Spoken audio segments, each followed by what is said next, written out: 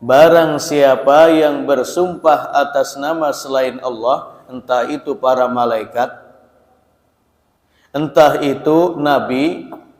Kadang-kadang kita mendengar ada orang bersumpah demi Rasulullah. Itu nggak boleh.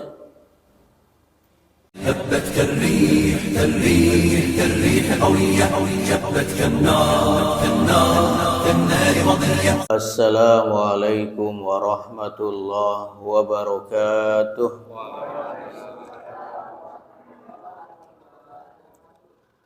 Alhamdulillahilladzi bi ni'matihi tatimmus shalihat.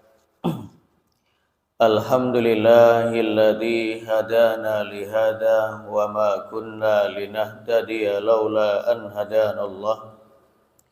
Asyhadu an la ilaha illallah wahdahu la syarikalah wa asyhadu anna Muhammadan abduhu wa rasuluhu amma ba'd. Yang sama-sama kita hormati dan muliakan imam dan pengurus Masjid Al-Hikmah, hadirin waladirat jamaah kajian rutin Selasa malam Rabu yang dimuliakan Allah Subhanahu wa taala. Kita memuji Allah Subhanahu wa taala atas segala karunia, nikmat, inayah, hidayah dan taufiknya, sehingga kita masih diberikan kesempatan, diberikan usia sampai hari ini untuk menambah bekal perjalanan kita menuju Allah Subhanahu wa taala, yaitu bekal iman dan bekal ilmu serta amal. Salawat teriring salam semoga senantiasa tercurah kepada Rasul junjungan kita Nabi Agung Muhammad sallallahu alaihi wasallam, yang selalu kita memohon kepada Allah mudah-mudahan kita semua termasuk pengikutnya yang memantaskan diri mengharap syafaatnya pada hari kiamat nanti. Amin. Jamaah sekalian, pada malam ini kita akan mentadaburi surah Al-Adiyat. A'udzu billahi minasy syaithanir rajim. Bismillahirrahmanirrahim. Wal 'adiyati dhabha fal muriyati qadha fal mughirati subha fa'atharna bihi naq'a fawasatna bihi jam'a innal insana li rabbihi lakanud wa innahu ala dzalika lasyahid wa innahu lihubbil khairi lasyadid afala ya'lamu idza bu'thira ma fil qubur wa hussila ma fis sudur inna rabbahum bihim yawma idzil khabir. Sadaqallahul azim. Surah Al-Adiyat yang berarti kuda yang berlari dengan kencang. Surat-surat yang lain itu terkadang memiliki lebih dari satu nama. Misalnya surah Al-Insan dinamakan juga surah Ad-Dahr, dinamakan pula surat Hal Ata 'alal Insan, dan seterusnya. Nah, surah Al-Adiyat hanya memiliki satu nama, tidak memiliki nama-nama yang lain. Terdiri dari 11 ayat. Apakah surat ini termasuk Makkiyah diturunkan sebelum Rasulullah hijrah dari Mekah ke Madinah atau termasuk surah Madaniyah yang diturunkan setelah Rasulullah hijrah dari Mekah ke Madinah. Adapun yang mengatakan bahwa surat ini surah Madaniyah itu berlandaskan kepada dalil, kepada sebuah athar yang diriwayatkan oleh Al-Imam Al-Bazzar dan Al-Hakim yang disebutkan oleh Ibnu Abi Hatim dan juga Wahbah Az-Zuhaili dalam tafsirnya, di mana Rasulullah Shallallahu Alaihi Wasallam mengutus sariyah, mengutus beberapa pasukan berkuda untuk menaklukkan musuh. Setelah 1 bulan berlalu, tidak ada kabar dan berita. Sehingga Rasulullah cukup resah, cukup galau. Kemudian dalam kegalauan itu, Allah Subhanahu wa Ta'ala memberikan ketenangan dengan menurunkan surah Al-Adiyat. Adapun sebagian mufassirin, sebagian besar atau mayoritas mufassirin menyebutkan bahwa surah Al-Adiyat termasuk surah Makkiyah, yaitu yang diturunkan sebelum Rasulullah Shallallahu Alaihi Wasallam hijrah dari Mekah ke Madinah. Dilihat dari urutan surat dalam mushaf, itu berada di surat yang ke-100. Akan tetapi dilihat dari turunnya kepada Rasulullah Shallallahu Alaihi Wasallam, maka surah Al-Adiyat adalah surat yang ke-13 yang diturunkan kepada Rasulullah. Diturunkan setelah surah Al-Asr wal Asri dan diturunkan sebelum surah Al-Kautsar, Inna a'tainakal kautsar. Nah, mari kita tadaburi dari ayat per ayat. Dari ayat yang pertama sampai ayat yang kelima, itu Allah Subhanahu wa Ta'ala bersumpah atas nama makhluknya yang bernama kuda. Aqsamallahu bimakhluqatihi dilalatun ala azamati al-makhluk. Jadi Allah bersumpah atas nama makhluk, entah itu malam, entah itu siang, entah itu waktu duha, entah itu fajar, termasuk di sini bersumpah atas nama kuda dan seterusnya, itu menunjukkan bahwa makhluk itu memiliki kelebihan dan keutamaan. Pada sisi yang lain, manusia sering lalai dengan makhluk yang Allah bersumpah dengannya, termasuk di sini kuda. Banyak melalaikan. Dan nanti Syekh Abdurrahman Al-Habanakah dalam tafsirnya menyebutkan bahwa kuda itu kalau sekarang dianalogikan dengan kendaraan-kendaraan yang mewah. Artinya fasilitas dunia. Wa aqsamallahu bima syaa, dan Allah itu bersumpah atas nama makhluk yang Dia kehendaki. Adapun kita makhluk Allah Subhanahu wa Ta'ala atau kita sebagai makhluk manusia itu dilarang bersumpah atas nama selain Allah. Di dalam riwayat Muslim, Ahmad dan yang lain, Rasulullah Shallallahu Alaihi Wasallam bersabda, "Man halafa bi ghairillahi faqad kafara aw asyrak." Barang siapa yang bersumpah atas nama selain Allah, entah itu para malaikat, entah itu nabi. Kadang-kadang kita mendengar ada orang bersumpah demi Rasulullah. Itu nggak boleh. Demi Rasulullah. Bahkan dalam lagu-lagu juga terkadang menyesatkan. Ya, kita masih ingat lagunya Ona Sutra. Apa itu? Ya, betul. Masih ingat rupanya.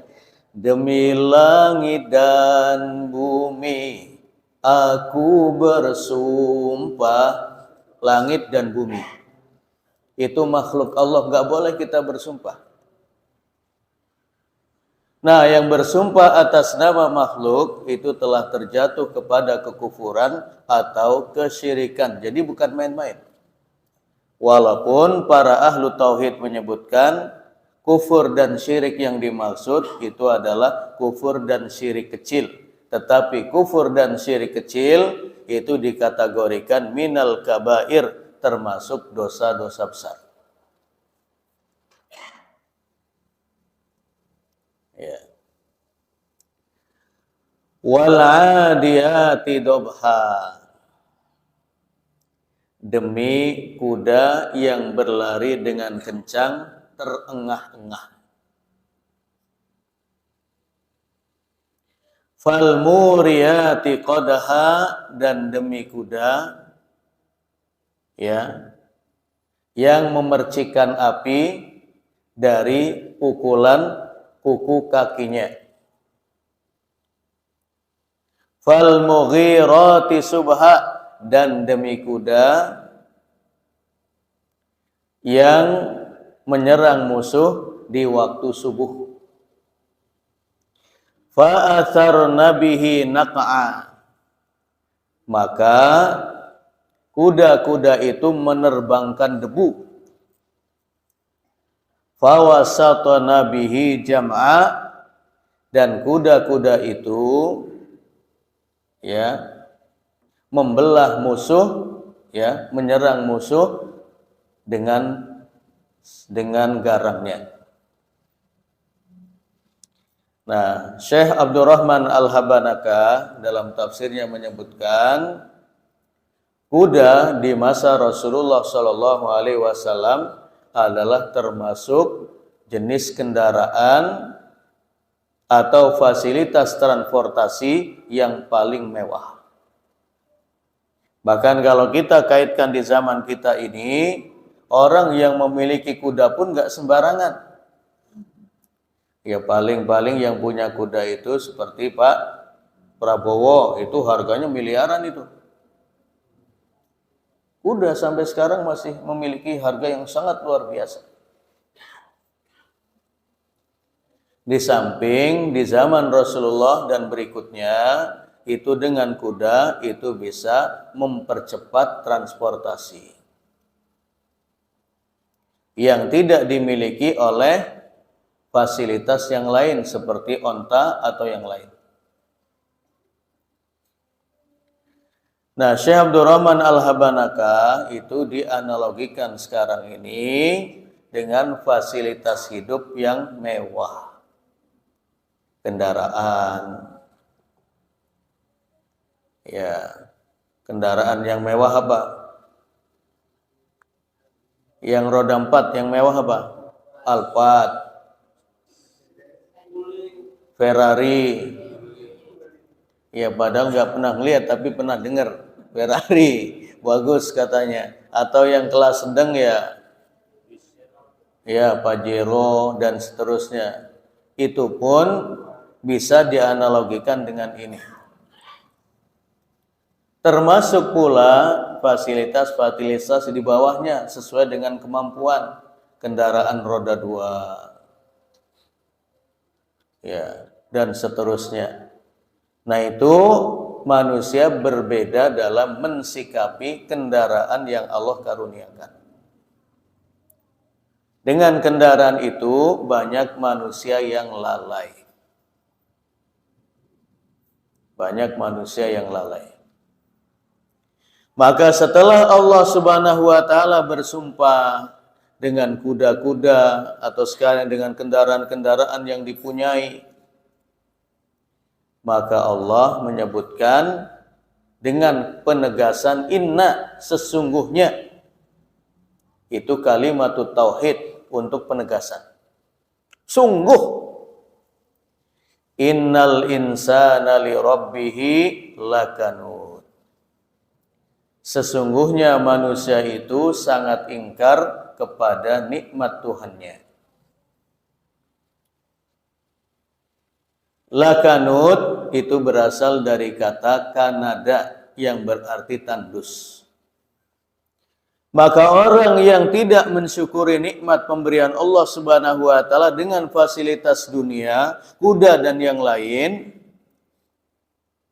itu hatinya tandus, hatinya kering kerotak dari rasa kesyukuran.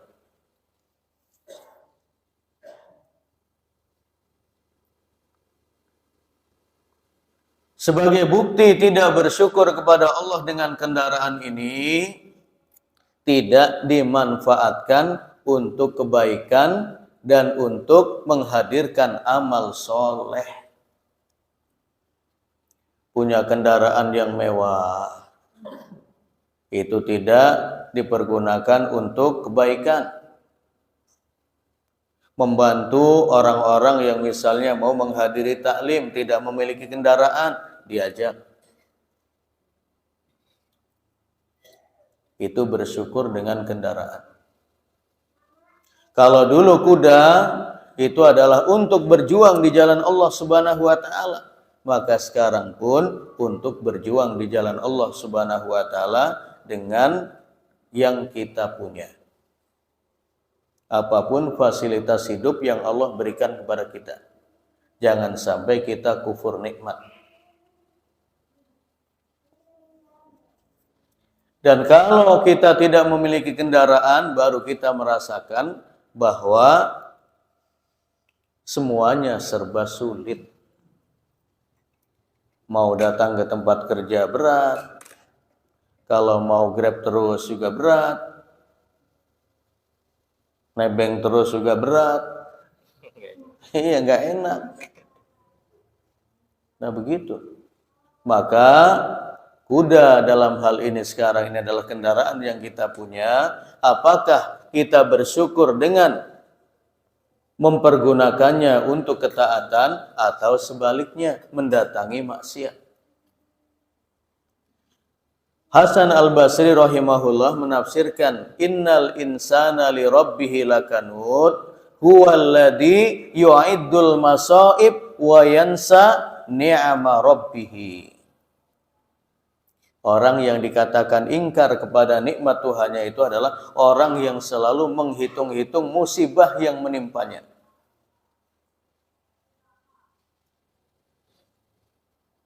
Didera oleh sakit yang berkepanjangan, tidak sembuh-sembuh, mengeluh. Itu yang dihitung-hitung terus. Keluarga sakit, bergantian, istri sembuh, anak yang pertama sembuh, anak yang kedua, itu terus yang diingat-ingat. Tetapi selama Allah memberikan kesehatan yang maksimal, tidak pernah dihitung-hitung.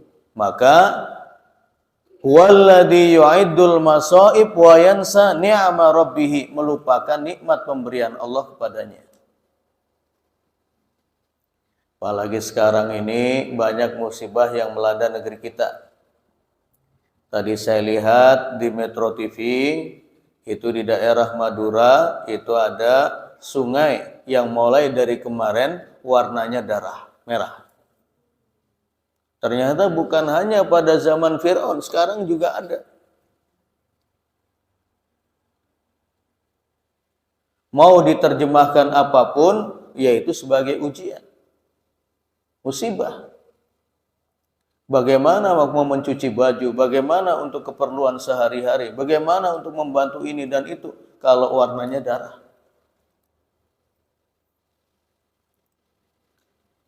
Kemudian ada Gunung Semeru yang mengalirkan lahar dan seterusnya sampai bendungan-bendungan jebol. Itu yang diingat oleh orang. Tapi selama bertahun-tahun Allah memberikan karunia ini dan itu dilupakan.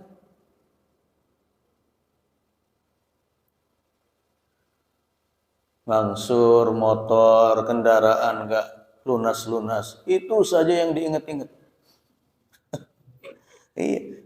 Sementara nikmat pemberian Allah yang lain dari kemudahan-kemudahan yang Allah berikan itu dilupakan.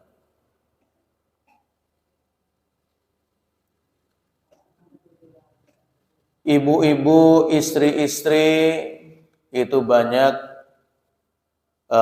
mengadu tentang suaminya ini dan itu yang dihitung-hitung. Dikasih 1 bulan 2 juta masih kurang, dikasih 3 juta habis, dikasih 4 juta habis juga, apalagi nggak dikasih. Kalau 10 juta gimana ibu-ibu? Cukup? Nggak cukup juga. Iya. Kayak ada jamaah dari Makassar itu pulang dari hajian. Itu pamer emas 180 gram. Halo. Iya. Ternyata setelah diteliti, dipanggil, imitasi. Hanya 900.000. Ya Allah. Ya. Itulah kadang-kadang orang ingin menampilkan ini dan itu tidak mengukur kemampuan. Itu juga perlambang tidak bersyukur. Jadi ingkar kepada Tuhan, kepada Allah Subhanahu wa taala itu maksudnya adalah ketika Allah menguji dengan sesuatu, ya dengan kemiskinan, dengan kekurangan harta, dengan kepergian orang-orang terkasih, itu yang diingat-ingat. Tadi pagi saya bertaksiah itu dengan Pak Haji Napoleon. Itu punya anak cuma 2, satu sudah menikah, yang satu masuk SMA negeri kelas 3. Kena DBD, kemudian akhirnya Allah panggil. Dan itu bukan ujian yang ringan, berat. Yang satunya sudah di Jakarta, anak yang kedua meninggal. Artinya tinggal berdua di rumah. Nah, maka orang yang tidak bersyukur itu, ingkar kepada nikmat Allah itu yang selalu menghitung-hitung ujian yang Allah hadirkan. Dari semua jenis ujian. Tetapi lupa bahwa kenikmatan yang Allah berikan kepada kita jauh lebih luas. Maka tidak salah kalau kita ungkapkan bahwa dalam memandang kehidupan kita sering terbalik. Kita lebih bisa memandang hidup kita dari kesulitan, ya, dari beban yang berat, dari himpitan ini dan itu, dari kesusahan-kesusahan yang Allah hadirkan, daripada melihat sisi kehidupan kita dari kelapangan, dari keluasan, dari rezeki yang Allah berikan, dan dari segala warna nikmat yang Allah hadirkan secara terus-menerus. Sehingga kalau kita sudah salah dalam memandang suatu persoalan, maka yang akan terjadi adalah kufur nikmat. Kufur nikmat. Innal insana li rabbihi lakanud. Sehingga menjadikan hati kita menjadi tandus. Wa innahu ala dzalika lasyahid. Wa innahu, dan sesungguhnya dia manusia itu, ala dzalik, dengan kekufurannya itu, la syahid, benar-benar menyaksikan. Artinya mengakui bahwa dirinya itu ingkar, kufur nikmat. Nah, terkait dengan domir wa innahu, hunya di sini itu kembali kepada 2 hal. Yang pertama, kembali kepada Allah Subhanahu wa taala. Maka maknanya wa innahu ala dzalika lasyahid, dan sesungguhnya Allah benar-benar melihat keingkarannya. Kemudian yang kedua, makna hu di sini domirnya, kata gantinya kembali kepada dirinya sendiri, yaitu manusia. Sesungguhnya manusia itu menyaksikan atau mengakui keingkarannya, kekufurannya dengan kufur nikmat. Dan yang dimaksud dengan manusia menyaksikan keingkarannya ini bukan di dunia, karena di dunia ini orang sering tidak mengakui kelemahannya. Tetapi yang dimaksud adalah pada hari kiamat. Dan yang maksud dirinya menyaksikan keingkaran dirinya itu bukan lisannya, tetapi anggota tubuhnya. Seperti yang Allah sebutkan di dalam surah Yasin ayat 65.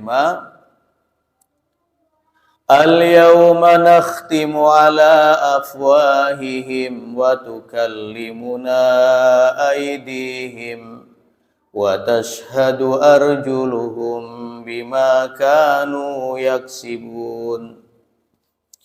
Pada hari ini, kata Allah, kami kunci, kami tutup mulut-mulut mereka. Kunci, supaya tidak berbicara mulutnya itu. Wa tukallimuna aydihim, kemudian tangan-tangannya berbicara kepada kami, memberikan kesaksian apa yang telah diperbuatnya di dunia, dari kufur nikmat, dari senantiasa melakukan dosa dan kesalahan, menikmati dosa-dosa besar, dan seterusnya.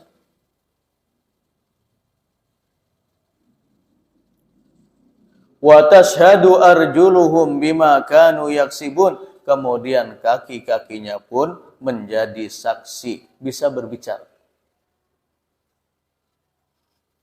Akan menjadi saksi terhadap apa yang sudah diperbuatnya di dunia dari kebaikan dan keburukan,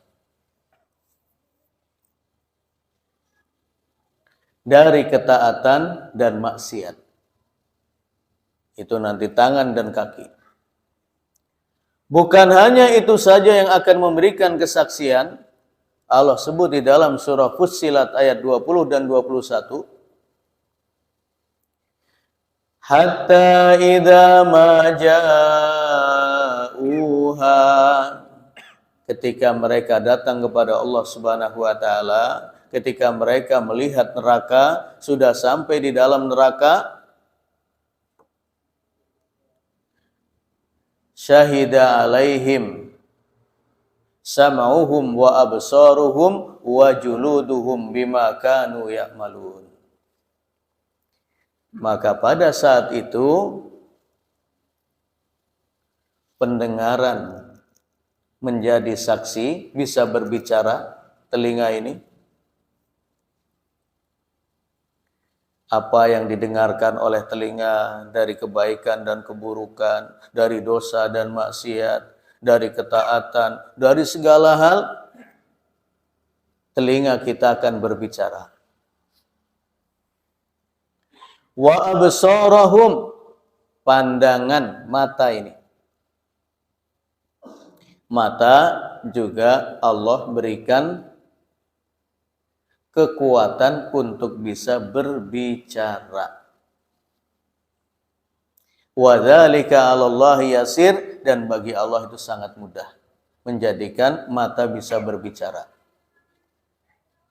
Lawang di dunia saja sudah terjadi kok. Film anak-anak itu bis bisa bicara, sepur bisa bicara. Iya, di dunia pun sudah ada itu contohnya. Lalu bagaimana nanti di akhirat mata bisa berbicara?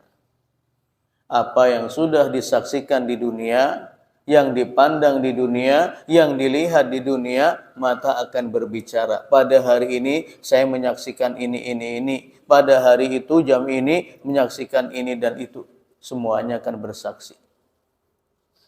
Wa juluduhum, termasuk kulit-kulit ini. Kulit-kulit.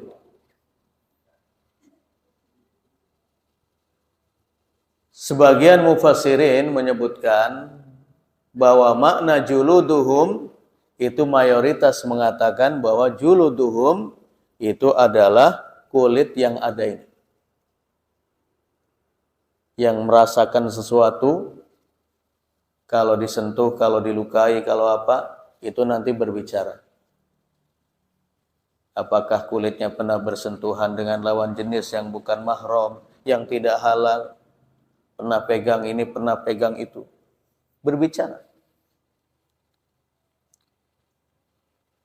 Kemudian Syekh Muhammad bin Sulaiman Al-Ashqar dalam kitabnya Zuhdatut Tafsir min Fathil Qadir juga menyebutkan pendapat yang lain.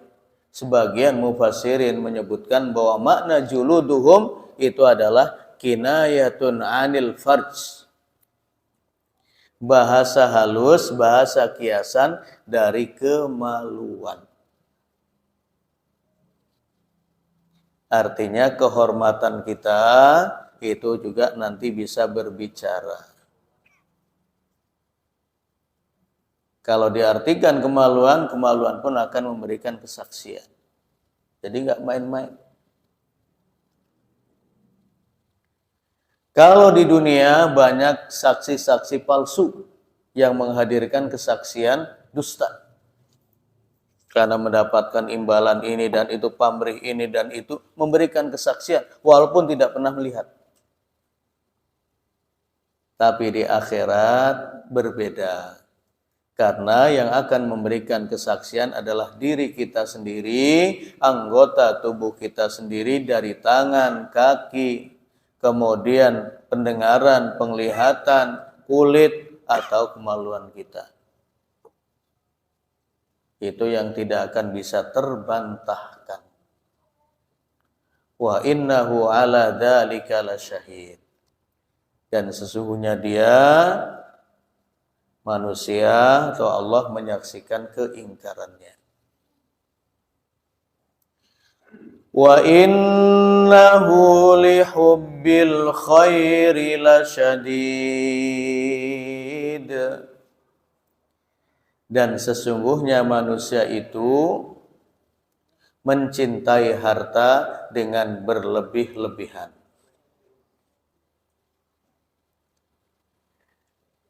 Dengan berlebih-lebihan. Ada peluang sedekah, hartanya ditahan. Ada peluang membantu orang lain, ditahan. Melihat kotak amal, sudah pegang-pegang dompet, nggak jadi. Termasuk yang kemarin baru kita lakukan, korban. Allah memerintahkan kita berkorban, fasholli li rabbika wanhar, tetapi tidak kita lakukan. Padahal kalau kita belajar dari Rasulullah Shallallahu Alaihi Wasallam, sebagaimana diriwayatkan oleh Anas bin Malik dalam riwayat Bukhari dan Muslim, karena Rasulullah Shallallahu Alaihi Wasallam yudhi bi kabshaini amlahaini aqronaini dzabahahuma biyadihi. Adalah Rasulullah Shallallahu Alaihi Wasallam biasa berkorban, artinya biasa itu setiap tahun. Berkorban bukan dengan satu kambing, tetapi dengan 2 kibas. Yang berwarna putih, dalam riwayat yang lain al-azimain, yang gemuk besar.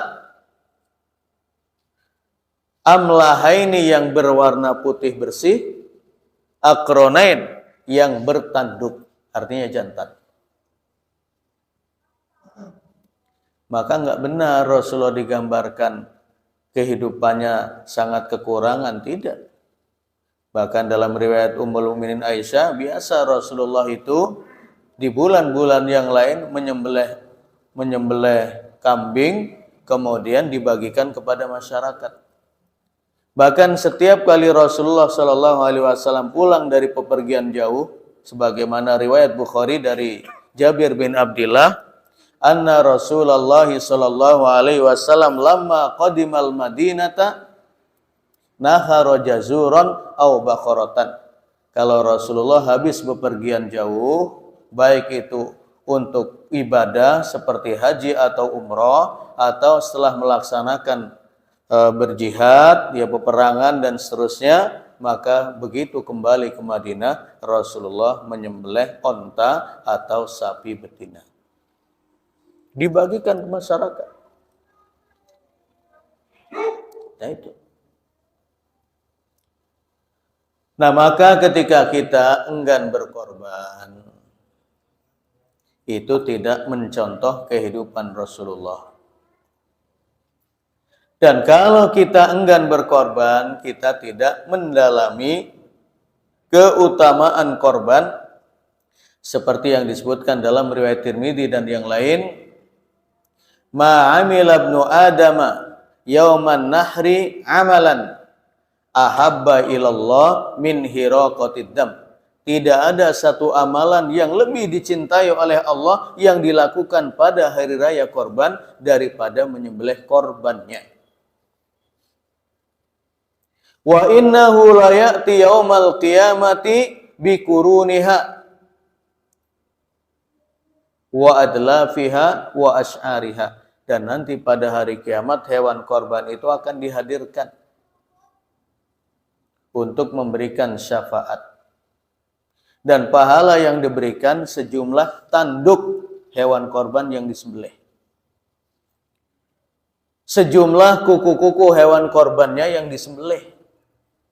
Dan sebanyak bulu-bulu atau rambut hewan korbannya yang disembelih. Itulah pahalanya. Wa innad dam la yaqa'u minallahi bimakan qabla an yaqa'a alal ard. Dan keridhaan Allah itu lebih cepat daripada jatuhnya darah yang mengalir ke bumi ketika disembelih.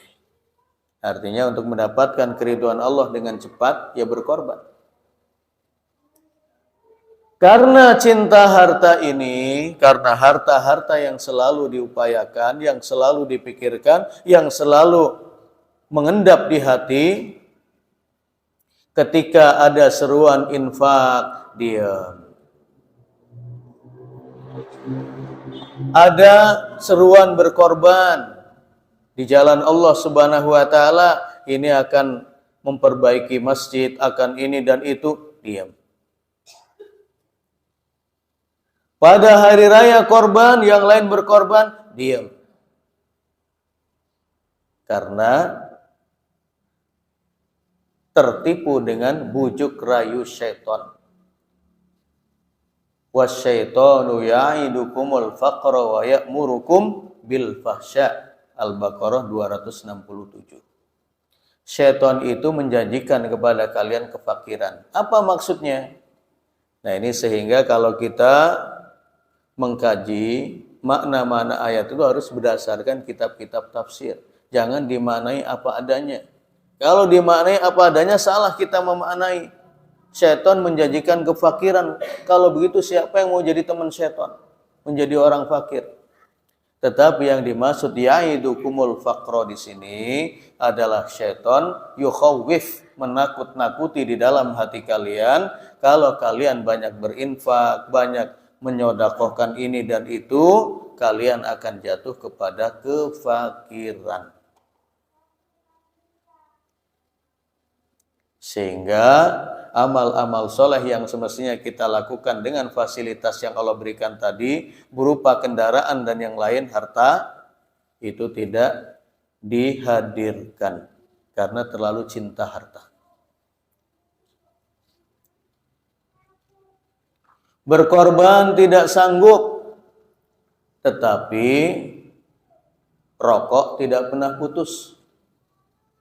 Nah, rokok sekarang satu bungkusnya 30.000, 35.000. Kalau kita dalam satu hari menyisihkan uang kita 10.000 saja, 8.000 saja, itu dalam 1 tahun, itu sudah mampu berkorban setiap tahun. Karena akan terhimpun 2.880.000. Itu kalau 8.000 sehari. Nggak berat. Ya. Kalau masih yang diuji dengan rokok belum bisa berhenti, ya sedikit-sedikit dikurangi. 8.000 atau 10.000, yang tadinya 1 bungkus habis, ya dikurangi beberapa batang. Kemudian dimasukkan ke kotak khusus, kotak korban. Selesai. Sangat-sangat ringan, tetapi kita nggak pernah menghitung dengan kalkulator iman. Karena menghitungnya dengan kalkulator biasa, sehingga kita tertahan untuk berkorban dan untuk berjuang.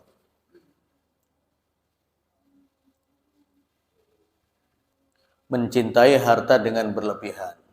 Ibnu Katsir rahimahullah menyebutkan bahwa mencintai harta berlebihan memiliki 2 makna. Yang pertama adalah hubbul mal hubban jamma, mencintai harta dengan berlebihan. Mulai dari bangun tidur sampai tidur kembali, yang ada dalam pikirannya harta, harta, harta. Bahkan mimpinya pun harta. Iya, mimpinya pun lagi nyari harta itu. Padahal puing-puing, ya, atau lembaran-lembaran bergambar Soekarno-Hatta itu sudah numpuk di bawah bantal. Tapi masih harta, harta, harta.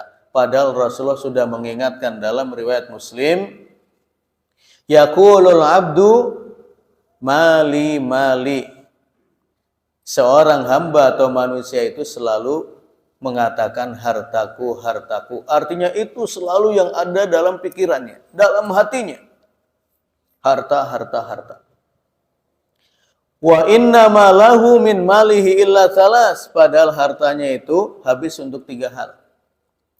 Fama akala fa'afna. Sebagian harta itu untuk keperluan makan dan minum. Banyak nggak itu? Banyak.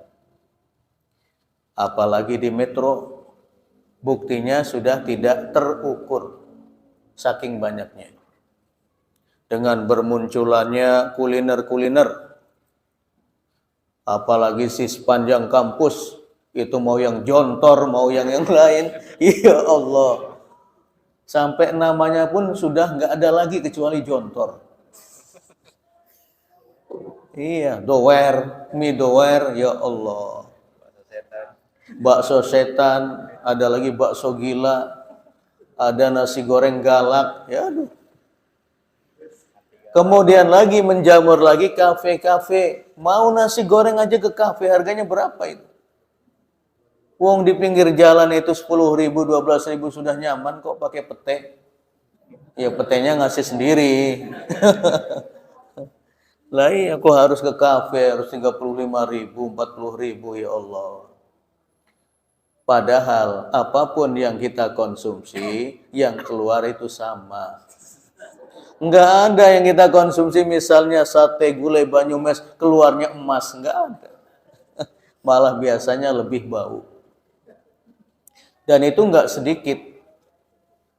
Kemudian yang kedua, wa ma labisa fa'abla, sebagian lain untuk aksesoris, ya untuk rumah, untuk kendaraan. Kadang-kadang rumah itu setiap tahun dilihat lagi, oh ini ada kurang ini, kurang itu, catnya diganti. Kemudian gentengnya ini dan itu sudah enggak model, ganti. Itu besar. Kendaraan, angsuran saja belum selesai, pengen ganti. Nah itu, besar. Untuk aksesoris itu. Wa ma a'ta fa'aktana, sebagian kecil itu yang disodakohkan, padahal itu yang abadi sampai ke akhirat. Wa ma siwa dzalika fadhahibun, selain itu harta itu habis. Selain untuk 3 itu ya habis. au tarikuhu linas, atau kalaupun masih ada itu pun ditinggalkan untuk ahli waris. Yang kadang-kadang ahli waris ini yang justru dengan harta yang kita tinggalkan menjadi berseteru, menjadi persaudaraannya terputus, terurai, itu gara-gara harta waris. Itu harta. Kemudian makna yang kedua itu adalah al-bukhl anil mal. Cinta harta itu dibuktikan dengan bakhil, kikir. Ya. Kalau untuk dunia nggak pikir-pikir, tetapi kalau untuk akhirat, harta ini ditahan.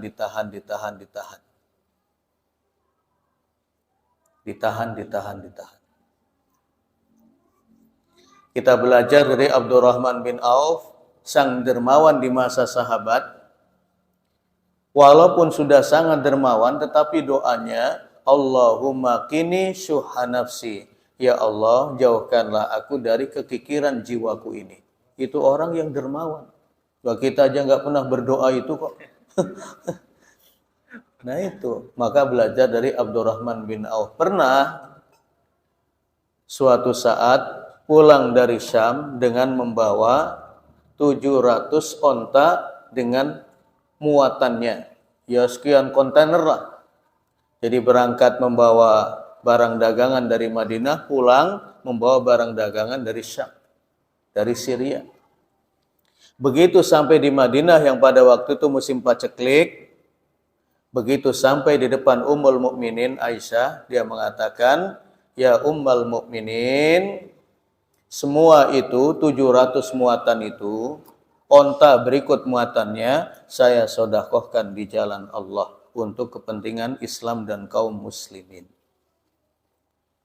Padahal itulah keuntungan dagang di Syam. Semuanya diserahkan kepada kaum muslim. Makanya hartanya barokah. Itu pun disebutkan dalam sebuah hadis yang sahih, ra'aitu Abdurrahman yadkhulul jannata habwa. Sudah sedemikian dermawan pun ternyata masuk surganya masih dengan merangkak. Lah kita yang nggak pernah dermawan menjadi orang dermawan, lah kira-kira masuk surga ini kepiye gue? Berat. Ya. Sudah azan ya? Ya, 1 menit lagi lah. Afala ya'lamu idza bu'sira ma fil kubur. Apakah orang yang cinta harta, terpesona dengan kendaraan, kemudian mencintai harta berlebihan sampai bakhil dan seterusnya, kufur nikmat, itu tidak pernah membayangkan bagaimana keadaan mereka ketika keluar dari kubur. Jaradum muntashir, seperti belalang-belalang yang berhamburan. Al-Imam Al-Qurtubi menyebutkan seperti belalang-belalang yang berhamburan, itu maknanya bahwa yang tidak mensyukuri nikmat, yang tadi terhitung mencintai harta, bakhil dan seterusnya, itu jauh lebih banyak daripada orang yang dermawan, daripada orang yang bisa memandang harta dengan pandangan yang benar, daripada orang yang memandang dunia dengan pandangan yang sahih. Coba itu belalang-belalang yang berhamburan. Wa husila ma fis sudur, dan apakah orang-orang yang terjebak dalam terpesona dengan fasilitas dunia, kemudian cinta harta, bakhil dengan apa yang dimiliki, itu tidak membayangkan, tidak merasa khawatir kalau nanti ditampakkan apa yang ada di dalam hati. Disebutkan dalam riwayat Muslim dari Abu Hurairah, 3 orang yang diadili pada hari kiamat itu orang yang melakukan amalan yang besar. Pertama, orang yang berjuang di jalan Allah sampai terbunuh. Yang kedua adalah orang yang mengajarkan ilmu dan membaca Al-Quran di mana-mana. Dan yang ketiga adalah orang yang menghabiskan hartanya untuk disedekahkan. Tetapi karena niatannya salah, berjuang supaya dikatakan pahlawan, pemberani, akhirnya dimasukkan ke dalam neraka. Yang kedua, mengajarkan ilmu, kemudian membaca Quran di mana-mana karena niatannya supaya dikatakan sebagai alim, dikatakan sebagai qari, dan itu sudah disebutkan oleh manusia, dia diseret ke dalam neraka. Dan yang terakhir itu adalah orang yang menghabiskan hartanya untuk berinfak, bersodakoh, tetapi supaya dikatakan sebagai jawad, orang yang dermawan, sehingga dia pun dimasukkan ke dalam neraka dalam keadaan terbalik kepalanya di bawah karena niatannya salah. Ya. Inna rabbahum bihim yauma idzil khabir, dan Allah Maha teliti terhadap apa yang mereka lakukan. Jadi jangan sekali-kali kita merasa apa yang kita ucapkan, apa yang kita perbuat, apa yang dibisikkan di dalam hati kita meyakini Allah tidak melihatnya. Jangan. Jangankan yang sudah terucap, jangankan yang sudah diperbuat, lintasan-lintasan hati, niatan-niatan hati yang salah, itu Allah Maha mengetahuinya. Nah, 3 orang tadi dalam catatan Raqibun Atid bagus. Tetapi dalam catatan Allah beda, karena Allah lah yang wa huwa alimum bidatis sudur, yang mengetahui lintasan-lintasan hati. Demikian tadabbur surah Al-Adiyat, mudah-mudahan ini mengingatkan kita tentang hakikat dunia, tentang hakikat fasilitas yang Allah berikan, kendaraan dan seterusnya. Jangan sampai menjadikan kita kufur nikmat, kemudian cinta harta berlebihan. Cinta harta boleh, tetapi kalau Allah memintanya, itu diberikan. Itu yang selamat. Kemudian kita berhati-hati, jangan sampai nanti anggota tubuh kita memberikan kesaksian kepada kita dengan kesaksian yang buruk, dan juga kita merawat kondisi hati kita. Jangan sampai ibadah sedikit yang kita lakukan, ketaatan minimal yang kita lakukan, itu jangan sampai salah pasang niat, sehingga nilainya besar di sisi Allah Subhanahu wa taala dan akan menyelamatkan kita pada hari kiamat nanti. Amin. Demikian, mohon maaf tidak ada tanya jawab karena waktu yang membatasi kita. Mudah-mudahan cukup dipahami dan menjadi peringatan bagi kita semua. Hadanallahu wa iyyakum ajmain wal afu minkum. Assalamualaikum warahmatullahi wabarakatuh.